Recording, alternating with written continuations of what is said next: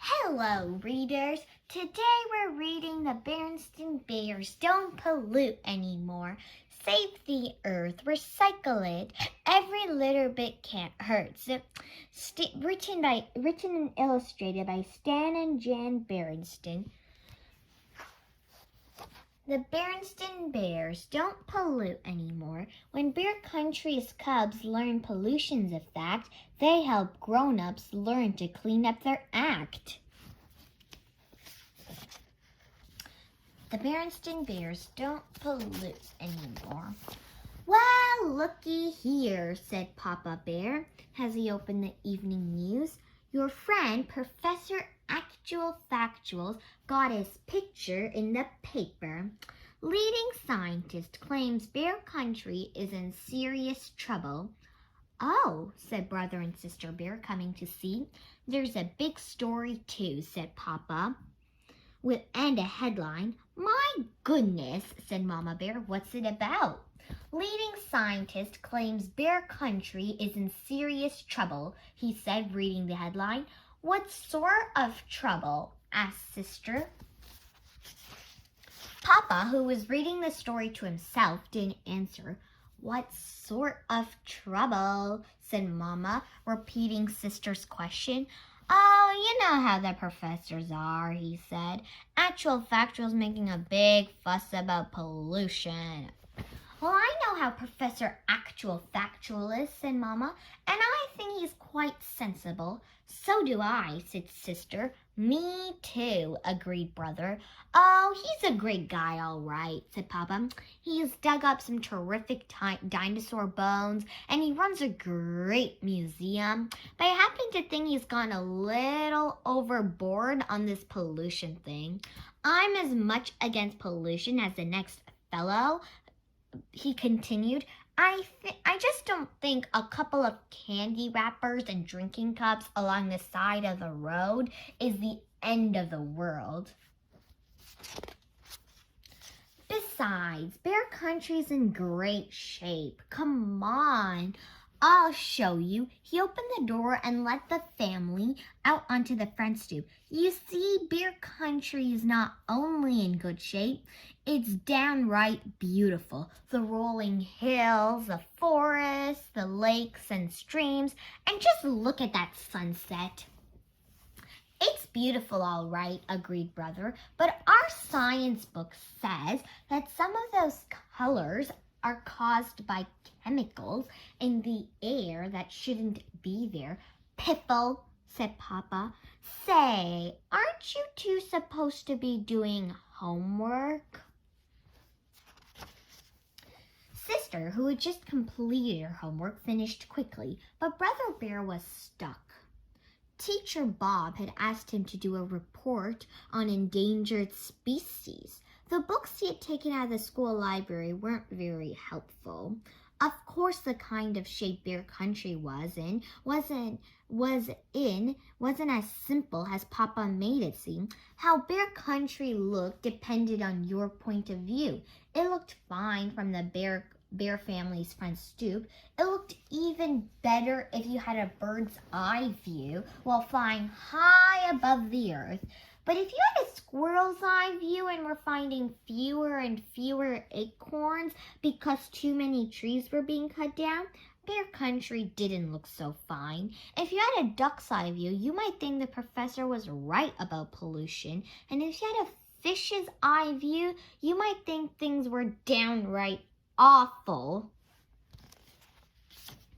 The next day, Brother decided to visit the museum to ask Professor Actual Factual to help with his endangered species report.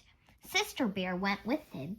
Professor Actual Factual was usually cheerful and friendly and bubbling over with ideas and projects when the cubs visited, but this time he looked worried and glum. He cheered up a bit when he saw them, but when Brother told him the purpose of the visit to get help about endangered species, he said something very surprising.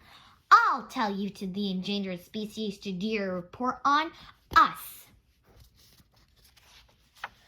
We don't understand, they said. It's very simple, explained the professor. We bears and all other creatures need certain things to survive. Clean air to breathe, pure water to drink, and good soil to grow food in. If we don't do something about pollution, we're all going to become endangered species. Come, he said, you'll understand soon enough. He led them out to where the actual factual mobile was parked. It was a special van with all kinds of scientific gear in it. Then the professor took brother and sister on a bear country tour they wouldn't soon forget. They went past Grizzly Guz's garage where they saw oil leaking into a stream, getting on a duck and killing some fish. They went past the old box factory where they saw ugly black smoke pouring into the air.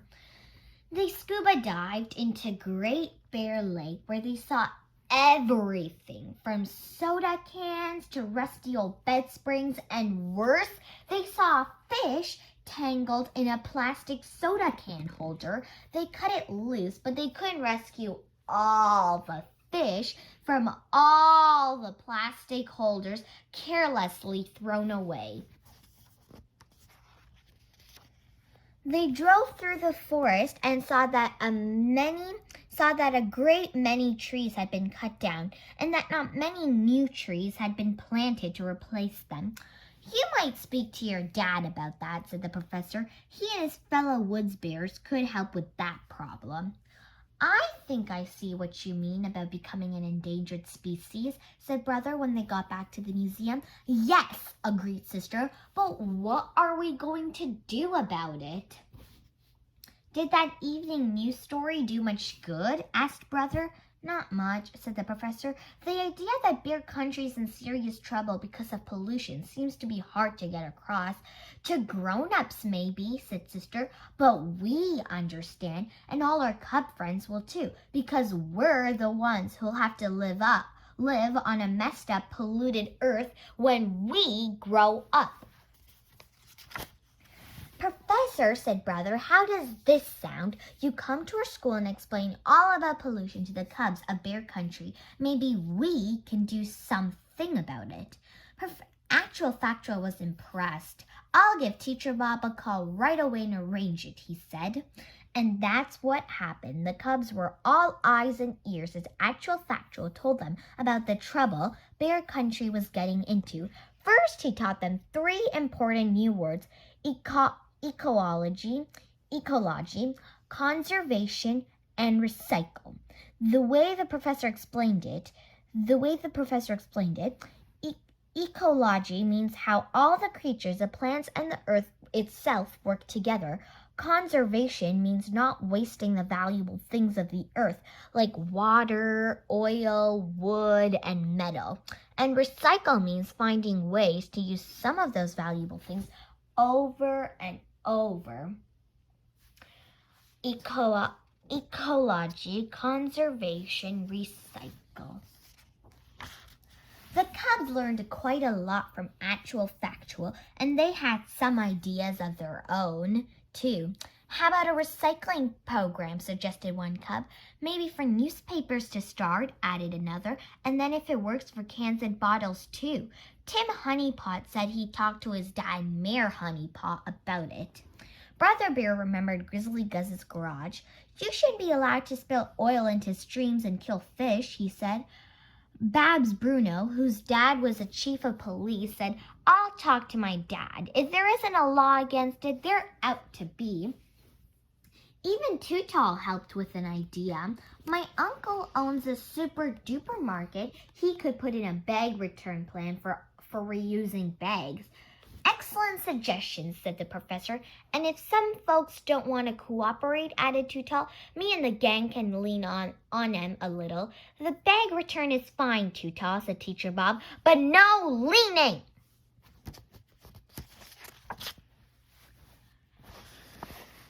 Earth Savers Club. Every little bit hurts. Recycle. Mother Earth. Don't pollute.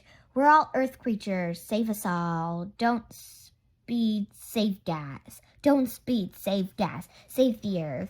Cousin Freddie had the best idea of all. Let's start a club to stop pollution and call it the Earth Savers Club. We'll make posters and bumper stickers and have cleanups and marches and parades. But there was still the problem of Papa and his fellow woods bears. That evening, brother and sister told Mama and Papa about the Earth Savers Club and all the plans for stopping pollution. Mama was very impressed. Papa was too. As I said before, I'm just as much against pollution as the next fellow.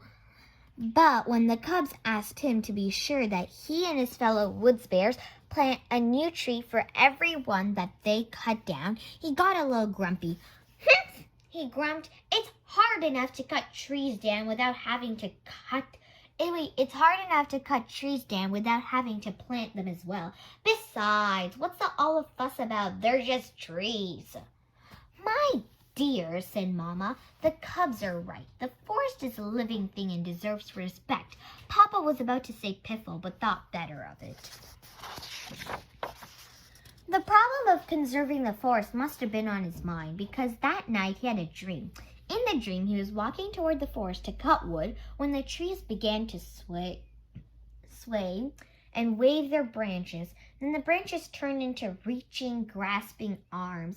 Then the trees climbed out of the earth on their roots and chased him. Help! Cried terrified Papa in his sleep. The trees! They're after me! He woke up in a cold sweat. Having a nightmare? Asked Mama. It must have been something I ate, he said. Or something you heard, perhaps, she said, about trees. Piffle, he said, and turned over to try to go back to sleep, but it wasn't going to be easy.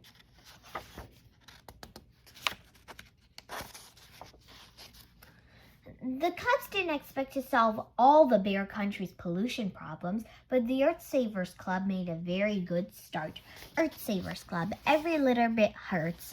Cubs for clean lakes and streams. Be a conservation bear. Pollution's a fact, so clean up your act. Recycle now. Help save trees. Be a super duper bag returner, or else. The mayor declared a special holiday called Earth Savers Day, and the cubs had a big parade. Brother and sister bear marched at the head with Professor Actual Factual. There were many grown-ups in the parade too, including Papa Bear, who carried a sign that did not say piffle. A good woods bear plants a tree for every single one he cuts. No ifs, no ands, no maybes, or buts.